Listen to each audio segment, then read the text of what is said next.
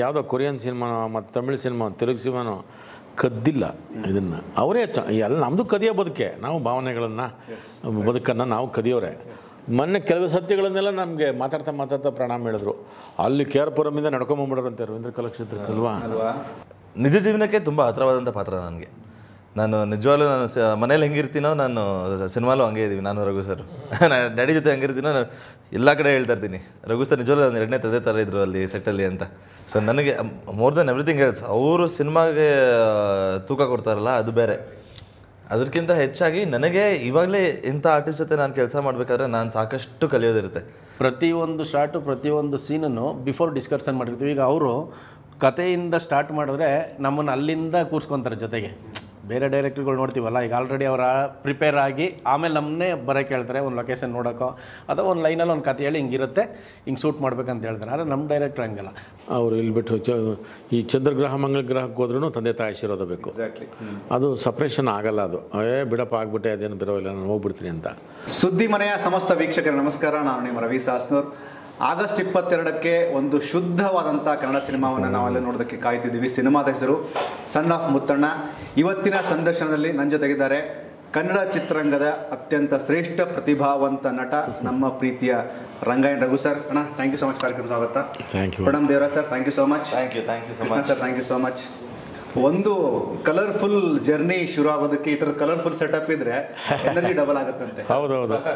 ಎಷ್ಟು colour, mat ಬೇರೆ colour, ಇದು ಬೇರೆ ಕಲರು, ಅದು ಬೇರೆ ಕಲರು, ವೈಟು, ಜೊತೆಗೆ ನೀವು ಫುಲ್ ಕಲರ್ಫುಲ್. Thank you. ಇಲ್ಲ ರವಿ, ನಿಜವಲ್ಲ ರವಿ, ಖುಷಿ ಆಗುತ್ತೆ. ಪ್ರತಿ ಸರಿ ರಘುಣ್ಣನ ಜೊತೆ ಮಾತಾಡುವಾಗ ಅದು ಸಿನಿಮಾ ಯಾವುದೇ ಆಗಿರಲಿ ಆ ಸಿನಿಮಾಗೆ ನಾನು ಜೊತೆ ನಿಂತ್ಕೋಬೇಕು, ನನ್ನಿಂದ ಎಷ್ಟಾಗುತ್ತೆ ಅಷ್ಟು ಪ್ರಮೋಷನ್ ಮಾಡಬೇಕು. ಅದನ್ನು ನಮ್ಮ ಮೈಸೂರು ಕೂಡ ನೋಡೀನಿ.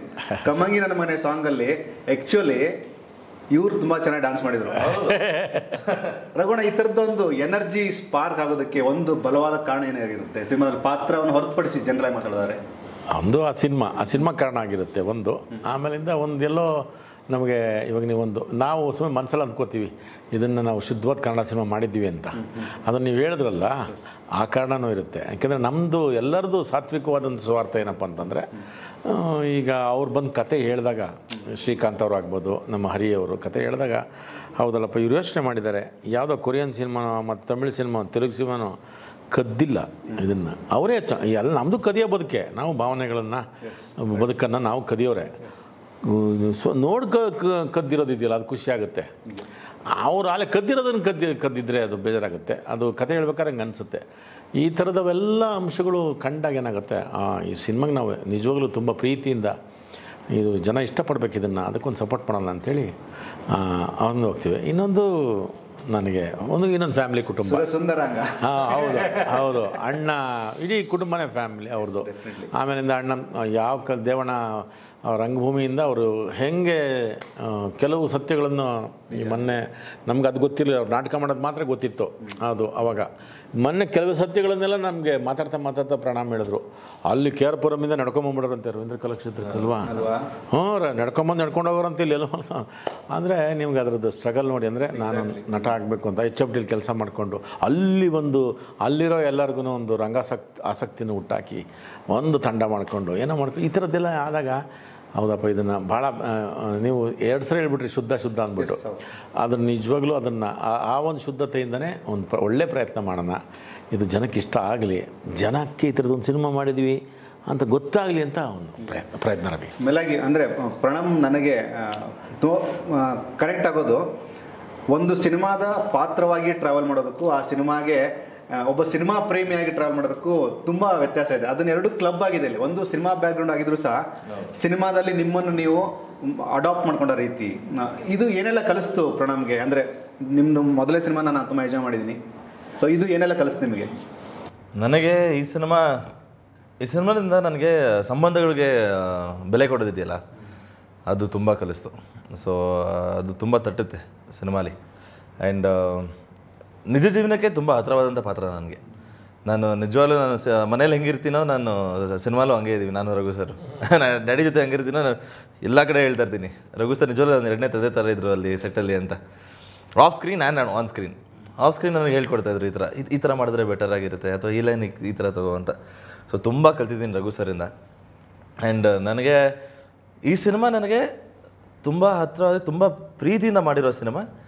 ಆ್ಯಂಡ್ ಮನೇಲಿ ಡ್ಯಾಡಿ ಜೊತೆ ಹಂಗೆ ಇರೋದ್ರಿಂದ ನನಗೆ ಪಾತ್ರ ಮಾಡಬೇಕಾದ್ರೆ ಅದು ಆ ರಿಲೇಷನ್ಶಿಪ್ ನನಗೆ ಇಲ್ಲಿ ಹೆಲ್ಪ್ ಆಯಿತು ಆ್ಯಕ್ಟ್ ಮಾಡಬೇಕಾದ್ರೆ. ಆ್ಯಂಡ್ ಸೇಮ್ ನಾನು ಫಸ್ಟ್ ಟೈಮ್ ನಾನು ಡೈರೆಕ್ಟ್ರ್ ಹೇಳಿದಾಗ ನನಗೆ ರಘು ಸರ್ ಒಪ್ಕೊಂಡಿದ್ದಾರೆ ಮಾಡ್ತಿದ್ದಾರೆ ಅಂತ ನನಗೆ ಸಖತ್ ಖುಷಿ ಆಯಿತು. ಸೊ ನನಗೆ ಮೋರ್ ದೆನ್ ಎವ್ರಿಥಿಂಗ್ ಎಲ್ಸ್ ಅವರು ಸಿನಿಮಾಗೆ ತೂಕ ಕೊಡ್ತಾರಲ್ಲ ಅದು ಬೇರೆ. ಅದಕ್ಕಿಂತ ಹೆಚ್ಚಾಗಿ ನನಗೆ ಇವಾಗಲೇ ಇಂಥ ಆರ್ಟಿಸ್ಟ್ ಜೊತೆ ನಾನು ಕೆಲಸ ಮಾಡಬೇಕಾದ್ರೆ ನಾನು ಸಾಕಷ್ಟು ಕಲಿಯೋದಿರುತ್ತೆ. ಆ್ಯಂಡ್ ಮುಂದಿನ ಪ್ರಾಜೆಕ್ಟ್ಸ್ಗೂ ನನಗೆ ಅದು ಹೆಲ್ಪ್ ಆಗ್ತಾ ಹೋಗುತ್ತೆ, ಕಮ್ಮಿ ಅಂತೂ ಆಗಲ್ಲ. ಸೊ ನನಗೆ is a blessing for us ಅಂತ ಹೇಳ್ಬೋದು ಈ ಸಿನಿಮಾಗೆ. ಅಲ್ಲ ಅವರಂದರೆ ಆಗಲೇ ರಘುವಣ್ಣ ಮಾತಾಡ್ತಾ ನಿಮ್ಮ ತಂದೆ ಬಗ್ಗೆ ಹೇಳಿದ್ರು, ದೇವಣ್ಣ ಅಂದರೆ ಇಟ್ಸ್ ಅಬೌಟ್ ರೆಸ್ಪೆಕ್ಟ್ ಟುವರ್ಡ್ಸ್, ಅಂದರೆ ದೊಡ್ಡ ಸೇವೆ ದೇವಣ್ಣಂದು. ಇವರು ದೇವಣ್ಣನ ಬಗ್ಗೆ ಅಂದ್ರೆ ಇಲ್ಲಿ ನೀವು ಅಂದ್ರೆ ಇದೆಲ್ಲವೂ ಕಂಟಿನ್ಯೂ ಆಗ್ತಾ ಇರಬೇಕು. ಅಂದ್ರೆ ಕಲಾವಿದನಿಗೆ ಸೀನಿಯರ್ಗಳಿಗೆ ಜೀವನ ಅನ್ನೋದೇ ಒಂದು ಸೈಕಲ್ ಅಲ್ಲ ಸರ್, ಒಂದೊಂದು ಕನೆಕ್ಟ್ ಆಗ್ತಾ ಹೋಗ್ತಾನೆ ಇರುತ್ತೆ. ಸೊ ಎಸ್ ಸರ್, ನಿಮ್ಮ ಫ್ರೇಮಿಂಗ್ಸ್ ಬಗ್ಗೆ ತುಂಬ ಚೆನ್ನಾಗಿದ್ಮೇಲೆ ತುಂಬ ಸೆನ್ಸಿಬಲ್ ಆದಂಥ ಫೀಲ್ ಇದೆ ಒಂದಷ್ಟು ವಿಜುವಲ್ಸ್ ನೋಡಿದಾಗ. ಚಾಲೆಂಜಿಂಗ್ ಫ್ಯಾಕ್ಟರ್ಸ್ ಎಲ್ಲಿತ್ತು ನಿಮಗೆ ಸಿನಿಮಾದಲ್ಲಿ? ಸರ್ ಅದು ಒಂದೇ ಒಂದು ಶಾರ್ಟು ಕಂಪೋಸ್ ಮಾಡಬೇಕಂತ ಒಂದು ಪ್ಲಾನ್ ಮಾಡಿದೆ. ಅಲ್ಲ ಅದಕ್ಕಿಂತ ಮುಂಚೆ ಇದನ್ನ ಹೇಳಿ, ಪಾಪ ಲಕ್ಷ್ಮೀ ಮೈಸೂರಿನ ಲಕ್ಷ್ಮೀಪುರದಲ್ಲಿ ಒಂದು ದೊಡ್ಡ ಮನೆ ನೋಡಿದ್ರು. ಆ ಮನೆ ಸಖತ್ತಾಗಿತ್ತು. ನಾವೆಲ್ಲ ಲಕ್ಷ್ಮೀಪುರದಲ್ಲಿ ಒಂದು ಮನೆ ನೋಡಿದ್ವಿ ಅಂತಂದರು. ನಾವು ಎಲ್ಲರೂ ಅದನ್ನು ಚೆನ್ನಾಗಿದೆ ಚೆನ್ನಾಗಿದೆ ಅದ್ಯಾರೋ ಒಂದಷ್ಟು ಜನ ಸೇರಿಕೊಂಡು ನಿಮಗೆ ಸುತ್ತ ಒಂದು 60ರಿಂದ 70 ಅಡಿ ಜಾಗ ಸುತ್ತ ಮನೆ ಸುತ್ತ ಸೆಂಟ್ರಲ್ ಟಿಪಿಕಲ್ ನಮಗೆ ಮೈಸೂರು ಸಂಸ್ಥಾನದವರು ಒಂದು ಕಮಾನಿನ ಮನೆ ಶುರು ಮಾಡಿ ಆ ಥರದೊಂದು ಮನೆ. ಆ ಮನೆ ಮೈಸೂರು ಮನೆ ಅಂತಂದರು. ನಮಗೆಲ್ಲ ಖುಷಿ ಆಗ್ಬಿಡ್ದೆ, ಚೆನ್ನಾಗಿದೆ ಅವ್ರಿಗೂ ಅಷ್ಟೇ ಚೆನ್ನಾಗಿದೆ. ಅದು ಬಿಟ್ಟು ಇನ್ನೊಂದು ಮನೆಯಲ್ಲಿ ಮಲ್ಲೇಶ್ವರಂಗೆ ಹೋದ್ವಿ. ಅದನ್ನು ಮತ್ತೆ ಸಿಂಗಾರ ಮಾಡಿ ಆಮೇಲೆ ಅಲ್ಲಿ ಒಳಗಡೆ ಕೆಲಸ ಮಾಡೋದಿದೆಯಲ್ಲ ಸ್ವಲ್ಪ ಕಷ್ಟ, ಚಿಕ್ಕ ಚಿಕ್ಕ ರೂಮ್ಸ್ಗಳು. ಏನೋ ಅವರು ಮತ್ತು ಅವರು ಗಂಡ ಹೆಂಡ್ತಿ ಅವರಿಬ್ರು ಶ್ರೀಕಾಂತ್ ಏನೋ ಮಾತಾಡ್ಕೊಂಡು ಮಾಡಿದ್ರು, ಚೆನ್ನಾಗಿ ಮಾಡಿದ್ರು. ಏನಿಲ್ಲ ಸರ್, ಅಣ್ಣ ಹೇಳ್ದಂಗೆ ಆ್ಯಕ್ಚುಲಿ ನಮಗೆ ಈ ಮನೆ ಪ್ಲಾನ್ ಮಾಡಿದ್ದೆ ಒಂದು ದೊಡ್ಡ ಮನೆ ಬೇಕಂತ, ನಮಗೆ ಅದು ಸಿಕ್ಕಿಲ್ಲ. ಹಾಗಾಗಿ ಅಣ್ಣ ಹೇಳ್ದಂಗೆ ಒಂದು ಚಿಕ್ಕ ಮನೆ, ಅದರಲ್ಲಿ ನಾವೇನು ಅಂದ್ಕೊಂಡಿದ್ವಿ ವಿಜುವಲೈಸನ್ನು ಕಟ್ಕೊಡ್ಲೇಬೇಕು, ಅದ್ರ ಕಾಂಪ್ರಮೈಸ್ ಇಲ್ಲ. ಹಂಗಾಗಿ ಒಂದು ಸ್ವಲ್ಪ ರಿಸ್ಕ್ ಆಯಿತು. ಆದ್ರೂ ನಮ್ಮ ಡೈರೆಕ್ಟ್ರದ್ದು ಏನಂದರೆ ಆ ಒಂದು ಶಾರ್ಟ್ ವಿಜುವಲೈಸನ್ನು ಒಂದು ಪ್ರಿಪೇರ್ ಆಗಿರ್ತೀವಿ ನಾವು ಬಿಫೋರೇ. ನನಗೆ ಖುಷಿ ವಿಚಾರ ಏನಂದರೆ ನಮ್ಮ ಡೈರೆಕ್ಟ್ರ್ ಬಗ್ಗೆ ಪ್ರತಿಯೊಂದು ಶಾರ್ಟು ಪ್ರತಿಯೊಂದು ಸೀನನ್ನು ಬಿಫೋರ್ ಡಿಸ್ಕಷನ್ ಮಾಡಿರ್ತೀವಿ. ಈಗ ಅವರು ಕಥೆಯಿಂದ ಸ್ಟಾರ್ಟ್ ಮಾಡಿದ್ರೆ ನಮ್ಮನ್ನು ಅಲ್ಲಿಂದ ಕೂರಿಸ್ಕೊತಾರೆ ಜೊತೆಗೆ. ಬೇರೆ ಡೈರೆಕ್ಟ್ರುಗಳು ನೋಡ್ತೀವಲ್ಲ, ಈಗ ಆಲ್ರೆಡಿ ಅವರ ಪ್ರಿಪೇರ್ ಆಗಿ ಆಮೇಲೆ ನಮ್ಮನ್ನೇ ಬರೋಕ್ಕೆ ಹೇಳ್ತಾರೆ ಒಂದು ಲೊಕೇಶನ್ ನೋಡೋಕ್ಕೋ ಅಥವಾ ಒಂದು ಲೈನಲ್ಲಿ ಒಂದು ಕತೆ ಹೇಳಿ ಹಿಂಗಿರುತ್ತೆ ಹಿಂಗೆ ಶೂಟ್ ಮಾಡ್ಬೇಕಂತ ಹೇಳ್ತಾರೆ. ಆದರೆ ನಮ್ಮ ಡೈರೆಕ್ಟ್ರ್ ಹಂಗಲ್ಲ, ಪ್ರತಿಯೊಂದು ಕತೆ ಸ್ಟಾರ್ಟ್ ಮಾಡೋದಾಗಿಂದ ಸ್ಕ್ರೀನ್ ಪ್ಲೇಯಿಂದ ಹಿಡಿದು ಲೊಕೇಶನಿಂದ ಹಿಡಿದು ಹಂಗಿದ್ದಾಗ ನಮ್ಗೆ ಈಸಿ ಆಗುತ್ತೆ.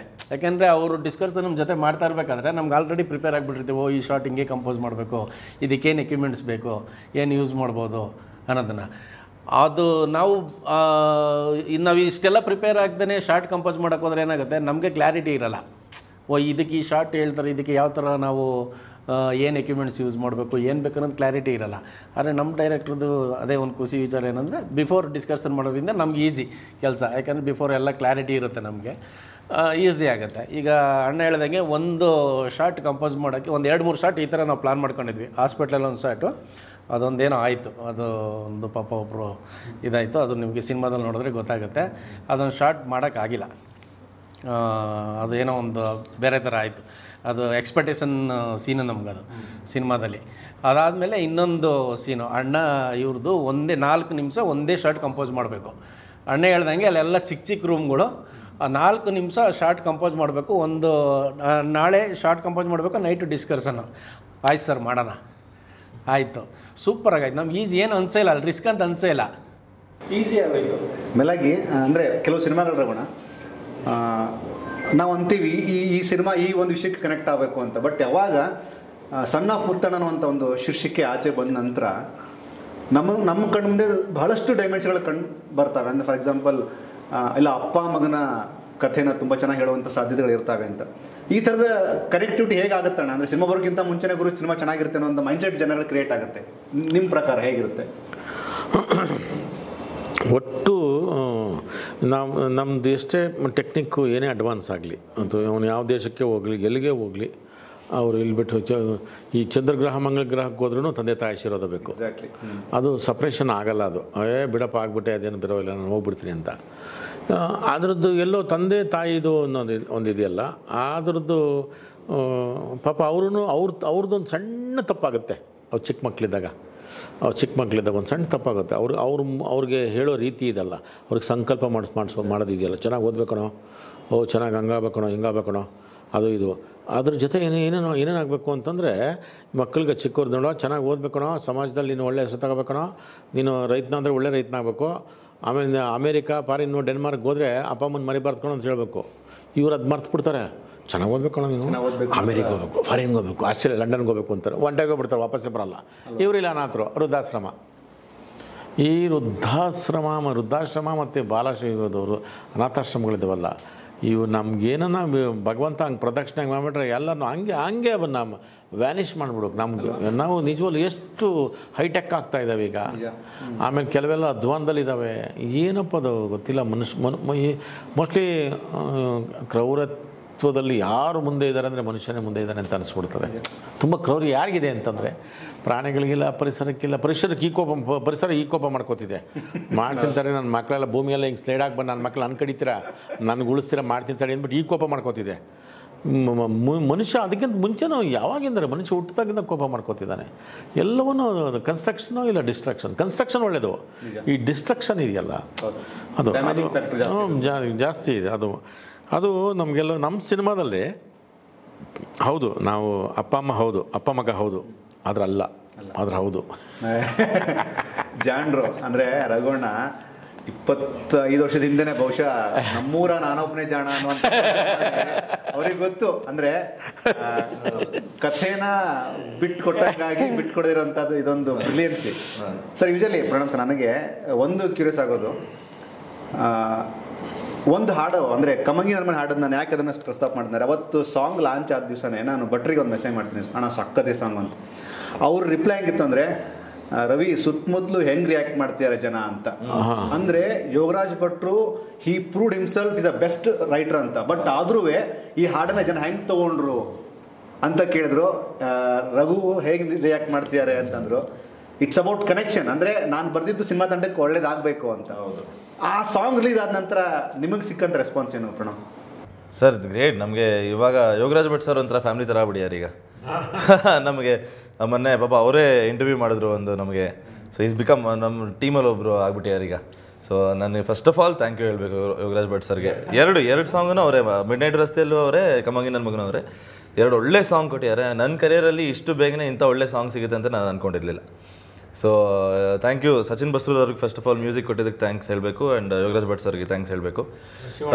ಹೌದು, ಶಿವಣ್ಣ ಅವರು ಬಂದಿದ್ರು ನಮಗೆ ಟೀಸರ್ ಲಾಂಚ್ಗೆ. ಆ್ಯಂಡ್ ಆ ಸಾಂಗ್ ಪ್ರತಿಕ್ರಿಯೆ ತುಂಬ ಚೆನ್ನಾಗಿದೆ ಸರ್. ಲಿರಿಕ್ಸ್ ತುಂಬ ತಟ್ಟುತ್ತೆ. ಆ್ಯಂಡ್ ಇವಾಗ ರಘು ಸರ್ ಹೇಳ್ತಾ ಇದ್ರಲ್ಲ, ಅದನ್ನು ಮಕ್ಕಳು ಹೆಂಗೆ ಬೆಳೆಸ್ಬೇಕು ಅವ್ರನ್ನ, ಏನು ಹೇಳಬೇಕು ಅವ್ರನ್ನ, ಹೆಂಗೆ ಹೇಳ್ಬಿಟ್ಟು ಬೆಳೆಸ್ಬೇಕಂತ. ಅದು ಲಾಸ್ಟ್ ಲೈನ್ ಇದೆ ಒಂದು, ಅದನ್ನು ಅಪ್ಪ ಕರ್ನಾಟಕ ಮಕ್ಕಳು ಅಮೇರಿಕಾ, ದೇವ್ರದ್ದು ಒಂದಲ್ಲ ಎರಡಲ್ಲ ತೀಟೆ ಅಂತ. ಸೊ ಇದೆಲ್ಲ ಇರುತ್ತೆ ಸರ್, ಇದೆಲ್ಲ ಇರುತ್ತೆ. ಸೊ ಅದಕ್ಕೆಲ್ಲ ಇವಾಗ ಸುಮಾರು ನನ್ನ ಫ್ರೆಂಡ್ಸು ಕೇಳಿದ್ರು, ಅಬ್ರಾಡಲ್ಲಿರೋರು. ಅಬ್ರಾಡಲ್ಲಿ ಇದ್ಬಿಟ್ಟು ಸಾಂಗ್ ಕೇಳಿದಾಗ ಯಾಕೋ ನಮ್ಮೇಲೆ ಬರ್ತಿದ್ಯಾ ಸಾಂಗ್, ಯಾಕೆ ಇಲ್ಲಪ್ಪ ನೀನು ಬರ್ತೀಯ, ನಿಮ್ಮ ಅಪ್ಪ ಬಂದು ನೋಡ್ತೀಯಾ, ಆ ಥರ ಅಲ್ಲ, ಯಾರು ಬರಲ್ವೋ ಅವ್ರಿಗೆ ಕಾಣೋದು ಅಂತ.